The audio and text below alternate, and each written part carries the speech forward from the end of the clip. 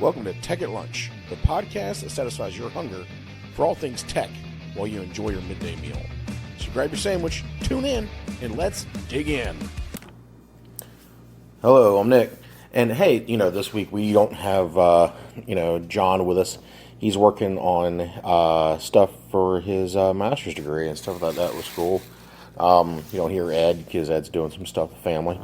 And, Tim is not with us all the time. So, last time, I'll say this, I'll come out and say it, I'm sorry that we haven't had an episode out. We had SEMA, came back from that, got everything prepped from there, and then ran right into the Thanksgiving holiday. But, I was back looking at all the listener stuff, and y'all never let us down. I highly appreciate that. We love y'all. Thank you so much for listening to us. But hopefully, this week we kind of make up for it. We get back on a good foot, and we continue on. So, what do we want to talk about? This week, as you know, we did SEMA, out in, wonderful Las Vegas. So, we want to kind of talk about that. We want to do the wrap up. We've always done a day one and a wrap up for every single event that we go to. So we kind of want to go down that lane. You'll hear it from my side, because really it's the only side I got. For me, when you start talking about, we always go with what did you learn? A lot of times, when you go into these shows and you go in there to learn something, you go in there to meet people, go in there to network, you don't really know what you're getting into, especially with it being your first show. If you've been there more than once, you kind of know what to expect. That was not the case. It was our very first SEMA show. And I'm going to tell you this, it is not going to be our last. We learned so much at that show. Even just having the conversations, sitting down with the SEMA education folks, and in the class that we took, about utilizing social media to grow your business and stuff like that. And also just having conversations with the vendors, the guys from Trex, some of the other suspension companies that we kind of talked to, QA1, Trimic transmissions, and also Electrified GT, the folks from OE Wheels. You've heard us talk about them before, kind of talk to those guys, the guys from Magnuson Superchargers, Holly Dominator, and all those guys. Having those conversations, and you kind of really get into them. We had a really good conversation with the folks from Haas, Haas CNC. They were there showing off the TL0P and also their new 50-watt fiber laser, which if you need one of those, I guarantee you go take a look at that. The deals on those things are absolutely amazing. But, that's here nor there. Everybody wants something fun until it's time to fit the bill. But, just the conversations alone with these guys about, STEM education. Sorry, AC's going off. STEM education, the future of the automotive aftermarket.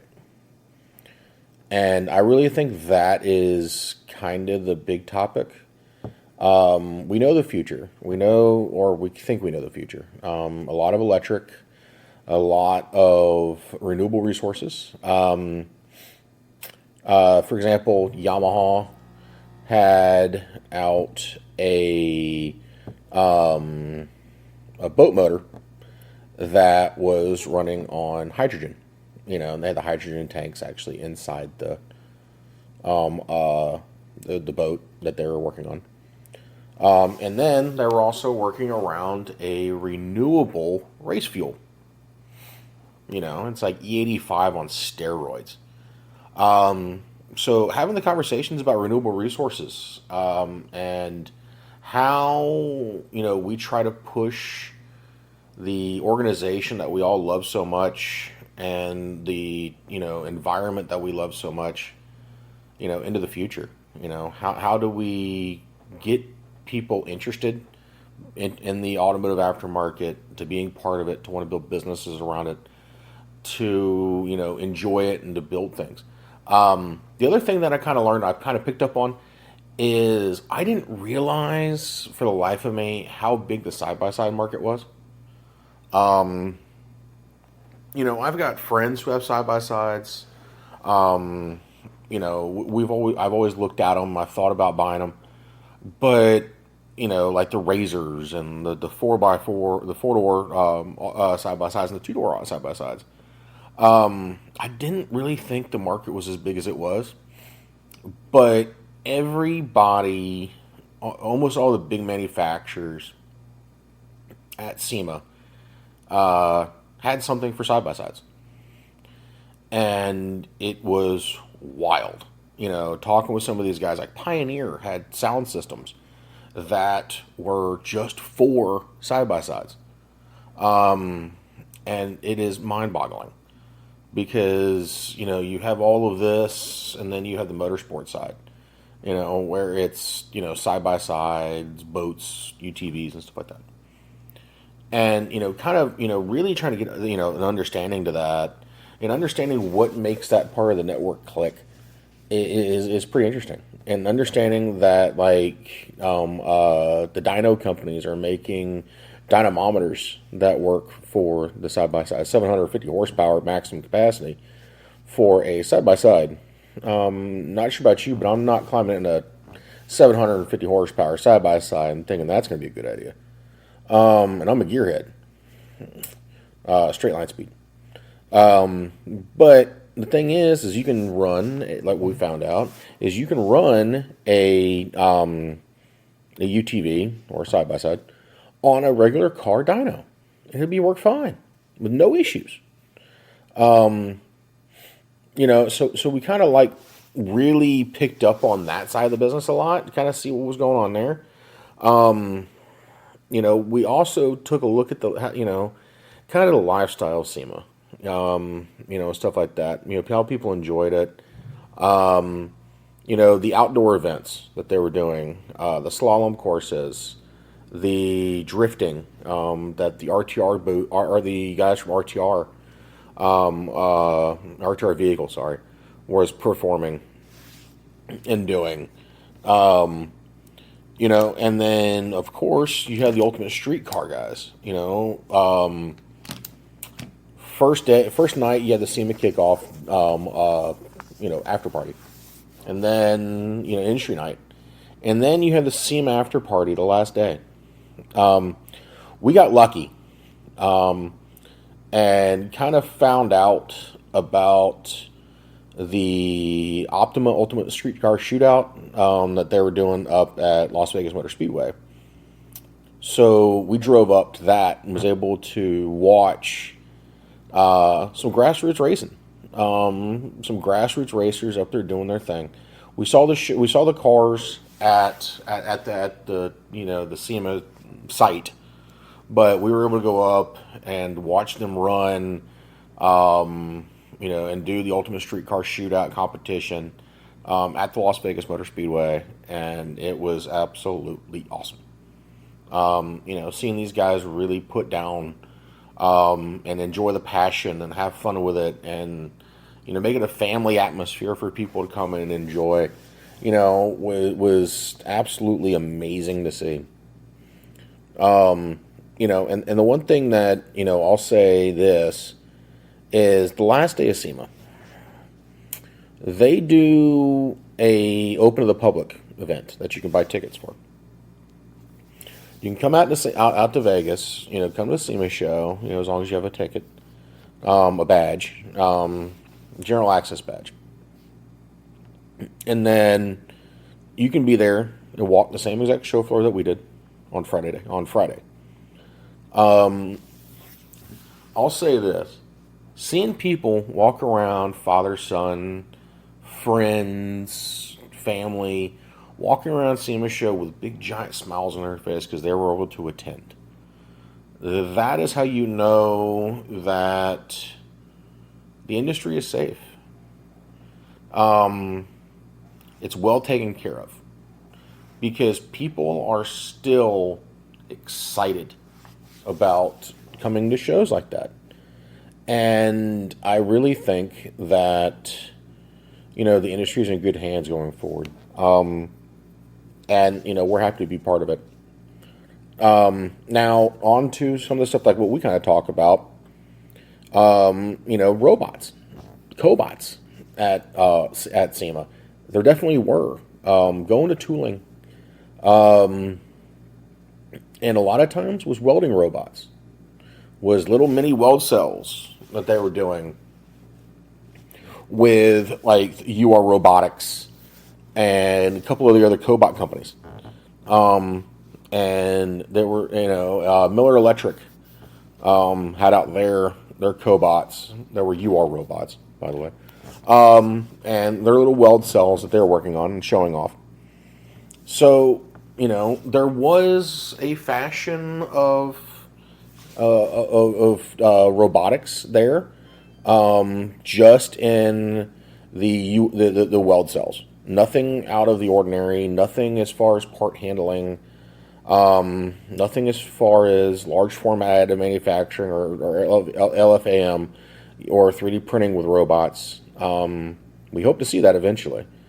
But, then you have the subtractive manufacturing side, which is the Haas CNC. Haas was there. A couple other CNC. I think Haas was the only CNC manufacturer that was in tooling. That was there to show off their machines. And they're actively making calipers, out of their booth. But, so, we kind of looked at it and really kind of dug our heels in and took a look at, how both of those things are working together. We also had one additive manufacturing company there, which was HP Additive. HP Additive brought in some of their large format, their version of large format, 3D printing machines that they had.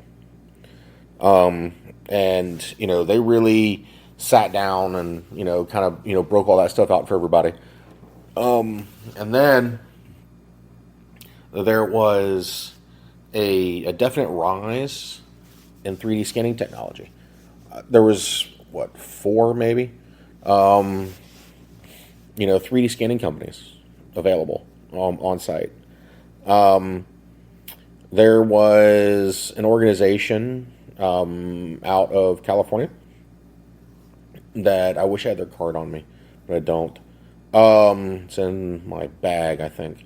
But they're an engineering company that literally built an entire car out of 3D scans. They scanned it. That's how they built their parts. Every single part was built off of 3D scanning, additive manufacturing, CNC. It's the future of motorsports, the future of building, of car customization. Hot Rod Magazine did a really in-depth magazine article on the future of additive manufacturing in hot rods and also in power sports or in motorsports. So, and the same thing goes for power sports, like the guys with UTVs. The climb to the top has to go through an additive manufacturing layer. And we've noticed that. Especially going out to SEMA, you can see it. People are bringing in 3D printing, R&D parts. They're bringing in 3D scans to show you what they're using for. They're designing and developing vehicles based off of 3D scans, 3D renders, and additive manufacturing. Also, subtractive manufacturing.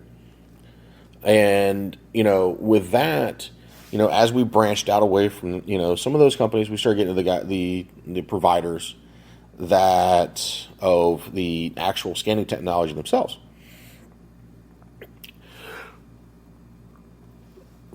Sorry. And we're able to take a look at some of the new blue light 3D scanners and really kind of get an idea of what the next generation 3D scanner is. We have one, that we use for the stuff that we work on. And, that's kind of something, that we're going to really kind of get down in the dirty on here. Soon, as far as making more videos on it and trying to, push the envelope on what is considered normal. Or what is considered, scanning, what is considered additive manufacturing, what is considered, kind of going back on the process here. But, the thing is everything we've talked about, leading up to us going to SEMA is there. It was at the show. It came to life. And it showed us that, even from the engineering side that we look at and the development side that we look at, that it's all there. It's all part of the organization. It kind of shows you who belongs. We work on the aftermarket side from the additive manufacturing side. So we kind of look at it at how can we also try to get people involved and want to do this? How can, I take a vehicle, a 3D scanner, and a 3D printer, and teach the younger generation, and get them interested in wanting to build cars, to build the automotive aftermarket, to build performance parts, suspension equipment, transmissions, even electric vehicles, How do we get them interested in wanting to do like what the Boosted Boys have done with body swapping a Tesla Plaid into multiple different type of vehicles? How do we make sure we keep that interest, and how do we pique that interest? You've heard us, kind of really talk about, possibly getting the vehicle and doing a couple builds on it. That's going to come true very, very soon. But, back to, the show itself. Now, the big question that, I always hear is, would we go back? I answered that question earlier. Yes. We will be back next year. We're going to do round 2 in Vegas next year. We are planning also doing rapid TCT next year. So if y'all are in Detroit, or if you are part of, if you are going to be at SEMA, let us know, and we'll stop by. We'll have a conversation. And if anything, if you do catch us at SEMA and you do want to have an episode of the podcast with us, and kind of sit down and talk, let's go upstairs in the members lounge, and really kind of sit down and have those conversations. We're all for it. We may try to get some stuff organized beforehand. But, if you want to have those conversations next year, or even before, we get out there next year, let us know. We're all ears, and we want to help. Let us help you, you help us. That's how it goes. And with us, we just get the knowledge out of it, which we're happy with. But, we're definitely going. We're definitely going back. We enjoyed every bit of it. Was it expensive? Was it an expensive trip? Yes. Was it worth it? Yes. Do I recommend that if you're an organization to go to that qualifies for SEMA, to go to SEMA? Yes, absolutely. Do I recommend that if you are that same organization, should you go to Rapid TCT? Absolutely. Because you need to understand how the industry is evolving, and as the industry evolves, we need to know how we're going to take advantage of it. And by taking advantage of it is, how do we get out in front of the customization side? How do we bring manufacturing back to the U.S.? How do we get people more and more and more involved and doing things additive. And the thing is, I hear people say, well, we can't use additive in automotive. Yes, you can. If you think about it, what is it, the McLaren M1, the new one? Most of its suspension components are 3D printed. Most of the suspension components on the Ferrari are 3D printed. And the entire knuckle and it is 3D printed on the front of the vehicle on both sides. So it's available because you can 3D print metal.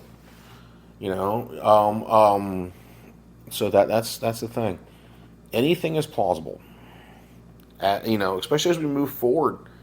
And then also, if you're working in R&D, anything is possible with 3D scanning. It's not something that is going to go away. It's only something that's going to get more prevalent. Everybody's taking advantage of it. If you want to be on the forefront of this or be involved in this, learn it. Have some fun with it. Get involved. Take a class or not. But the thing is really kind of, enjoy it. Tinker.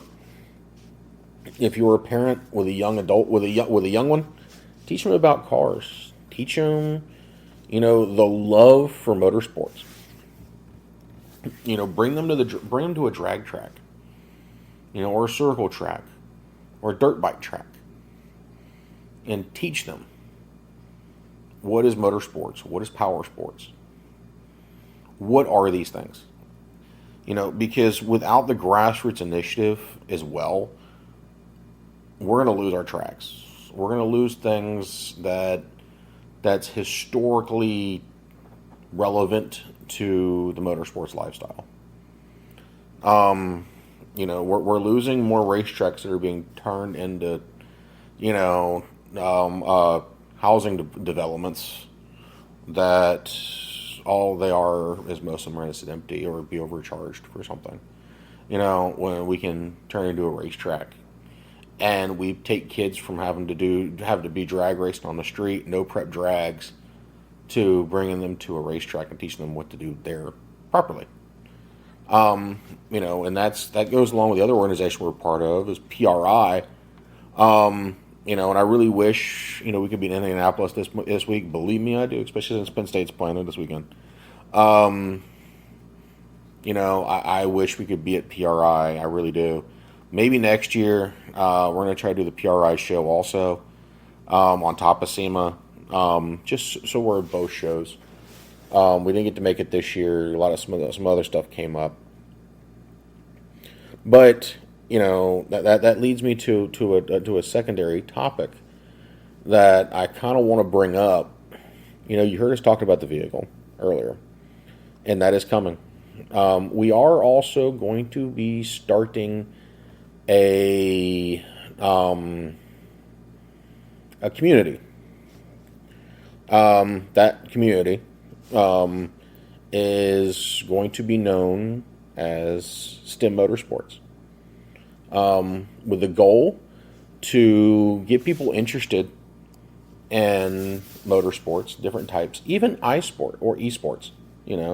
I just took on sim racing to learn sim racing a little bit more. We may hold some racing tournaments in iRacing and some other organizations where you could possibly get some STEM Motorsport swag. That type of stuff. From the onset, it's going to be free. However, we will be offering like automotive engineering courses. To try to try to help people be interested in automotive engineering, on top of having activities and stuff like that. And then we'll have a couple 3D printing courses in there. So automotive photography courses, stuff like that. So we'll have those in there. And for the coursework and stuff like that, we're still debating on what the cost is going to be, but it'll just be on top of whatever the free course is. And then we'll have another option for you guys to be able to, request time with us, to go over 3D printing issues and stuff like that. And, we'll have those conversations with you. and we'll help, stuff like that. We'll have some swag for it. But here's the big part. If you take the classes, at the end of the class, we're going to have because of the weird laws, we have to do this, and I know we're global here, is we're going to take a survey at the end of every single course, and you're going to tell us, every single class, not full course, class, what type of vehicle you want to build based on the options I give you. From there, we're going to consolidate that at the end of the year, every year. That tells us, or maybe every 6 months, hopefully every year, based on participation, what vehicle to build. We're going to use that. We're going to develop a vehicle. Buy something used or new or whatever we can get, and then we're going to build it. And then we're going to show it off a little bit, take it to places. Then we're going to send it off to auction. Our goal is to send it to auction, and then whatever the proceeds, up above what we spent on the vehicle, will be given to a STEM charity. To try to help, grow STEM, grow the fact that we need people in this industry. To really want to get people involved. Who knows? If not, if we can't do a STEM charity, we'll try to throw it into a scholarship with like UTI or something like that to help somebody who wants to get into automotive, pay for their college. Or we may do our own scholarship eventually. I really got to figure that part out. I'm just throwing the idea out there right now. We really kind of, want to do that. That is the goal in all of this. And especially like the community stuff, it'll be free. It'll be like a chat rooms and stuff like that, broken out. If you're part of Reddit, it'll pretty much be like an automotive racing Reddit. And eventually, who knows? We might want to make a race team out of it. Have some fun with it. I know we definitely want to build a iRacing team. That's going to be something that's coming. So if you are interested in that, leave us a comment someplace, or send a email of interest over to info@vulcanara.com and let us know you're interested. If that's the case, I can look you up on iRacing. I'll create the team, add you on iRacing. We'll get everybody involved. With the goal of helping to grow STEM education, STEM awareness in the automotive aftermarket. And whenever we do these races, we'll definitely have some STEM motorsports shirts and stuff like that we want to do. You'll still get this podcast. Hopefully we'll get a little bit more people instead of you just having to listen to me. But at the end of the day, we want everybody to have fun. We want everybody to learn something. We want everybody to understand that you're not in this alone. If you have car questions, racing questions, want to talk about different types of racing, it will be there. If you want to talk about 3D printing until you're blue in the face, guess what? It will be there, and we will respond to you. If you want to talk about automotive photography, guess what? We're going to be there. We're going to be having some conversations with you. That's the thing. If anything, go take a look at, Tim's stuff. He's been posting a lot of our journey. When it comes to, SEMA, stuff like that. Go take a look at, Shades of the South TN on Instagram. He's been posting a lot of our, I guess you could say a lot of our photos from the SEMA trip. He's better at taking photos than I am. Put it that way. He's taking care of that for me. We're going to start posting a little bit more stuff on YouTube, and we'll start posting more stuff on Instagram and stuff like that. I don't know. We may start up another one just for STEM Motorsports. Our goal possibly Whenever I get my own personal vehicles, do Hot Rod Power Tour. We'll have out the STEM Motorsports banner for Hot Rod Power Tour. We hope everybody enjoys that. Probably come along with us. Who knows? Might throw up a GoPro and stuff like that, and really kind of talk everybody through it. And then eventually, we want to do Hot Rod Drag Week. Kind of build a drag and drive car. Or use the same vehicle as a drag and drive car. To get the message out there that anybody can really have fun in this industry. It's welcoming. It's opening to everybody. Anybody can get involved. We have some really good people, really cool organizations that are part of all of this. And that's why I was so excited about SEMA also. I got to talk with organizations that I never thought I would talk to. I had a wonderful conversation with the folks from AC Cars, from Europe, from London, or right outside of London. But having those conversations with those guys, just having the engineering-based conversations about how they did it. I never, outside of that, would ever have that conversation. And I am grateful for every moment of that. I am grateful for every single one of y'all that are listening. We'll let you know when the STEM Motorsports thing goes live. We really want to make sure that, it's right. It does what we want it to do. But I'm just letting y'all know ahead of time kind of what's going on. Let the cat out the bag a little bit. I told you we'd have some news for you. So, we really want to bring that to light. And, we hope that, this is a shorter than usual episode, but, hey, we got to do what we got to do. We really hope y'all appreciate it. We thank y'all. We highly, highly, highly appreciate it. With a little over 3,300 listeners so far, and we highly appreciate it. Every single one of y'all. We look forward to doing a meet and greet one year, hopefully, or, doing an event or something like that if we get enough people who want to do it. Hopefully host some iRacing tournaments so we get a lot of people involved, have some fun with it. So, but with that, I thank y'all. I really do. And y'all have a good one. All right, bye. That's all for this episode of Tech at Lunch. Thanks for tuning in and joining us for this tech-filled lunch break. We hope you enjoy the show, and don't forget to subscribe on all channels. And also, you can find us on YouTube under Vulcanar Technology Solutions. And join us for our next episode, which gets published every Wednesday at 8 a.m. All right, y'all. Have a good one. See you later.